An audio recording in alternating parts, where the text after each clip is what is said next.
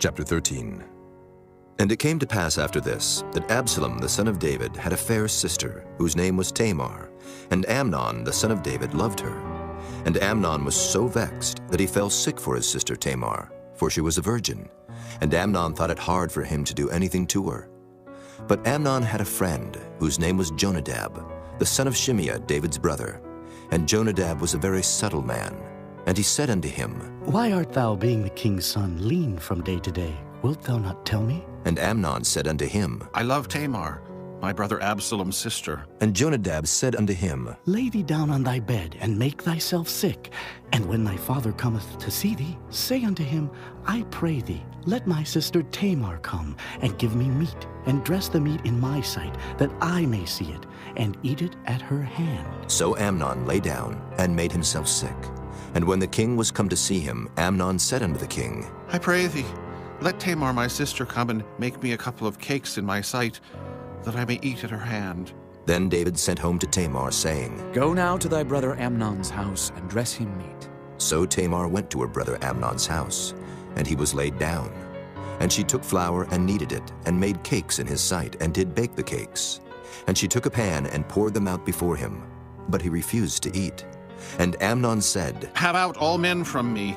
And they went out every man from him.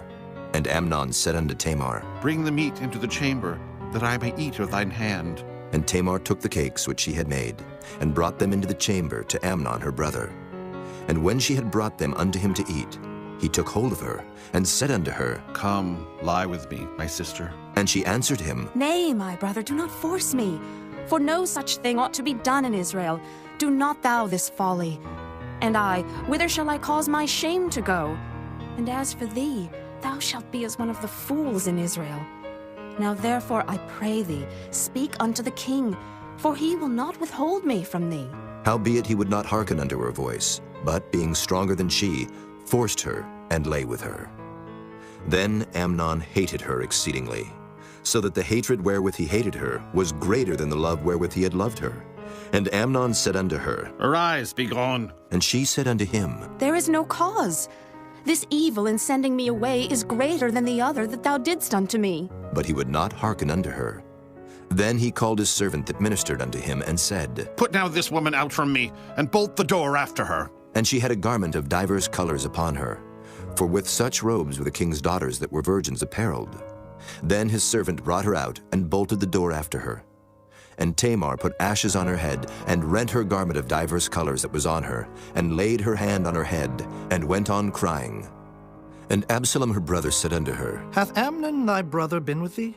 But hold now thy peace, my sister. He is thy brother. Regard not this thing. So Tamar remained desolate in her brother Absalom's house. But when King David heard of all these things, he was very wroth. And Absalom spake unto his brother Amnon neither good nor bad, for Absalom hated Amnon, because he had forced his sister Tamar. And it came to pass after 2 full years, that Absalom had sheep shearers in Baal Hazor, which is beside Ephraim, and Absalom invited all the king's sons. And Absalom came to the king and said, Behold now, thy servant hath sheep shearers. Let the king, I beseech thee, and his servants go with thy servant. And the king said to Absalom, Nay, my son, let us not all now go, lest we be chargeable unto thee. And he pressed him. Howbeit he would not go, but blessed him. Then said Absalom, If not, I pray thee, let my brother Amnon go with us. And the king said unto him, Why should he go with thee? But Absalom pressed him, that he let Amnon and all the king's sons go with him. Now Absalom had commanded his servants, saying, Mark ye now when Amnon's heart is merry with wine. And when I say unto you, Smite Amnon, then kill him, fear not. Have not I commanded you? Be courageous and be valiant. And the servants of Absalom did unto Amnon as Absalom had commanded. Then all the king's sons arose, and every man gat him up upon his mule, and fled. And it came to pass, while they were in the way, that tidings came to David, saying, Absalom hath slain all the king's sons, and there is not one of them left. Then the king arose, and tare his garments, and lay on the earth, and all his servants stood by with their clothes rent. And Jonadab the son of Shimeah, David's brother, answered and said, Let not my lord suppose that they have slain all the young men, the king's sons, for Amnon only is dead. For by the appointment of Absalom this hath been determined from the day that he forced his sister Tamar. Now therefore, let not my lord the king take the thing to his heart, to think that all the king's sons are dead, for Amnon only is dead. But Absalom fled, and the young man that kept the watch lifted up his eyes and looked, and behold, there came much people by the way of the hillside behind him. And Jonadab said unto the king, Behold, the king's sons come. As thy servant said, so it is. And it came to pass, as soon as he had made an end of speaking, that behold, the king's sons came, and lifted up their voice and wept. And the king also, and all his servants, wept very sore. But Absalom fled, and went to Talmai, the son of Ammihud, king of Geshur. And David mourned for his son every day.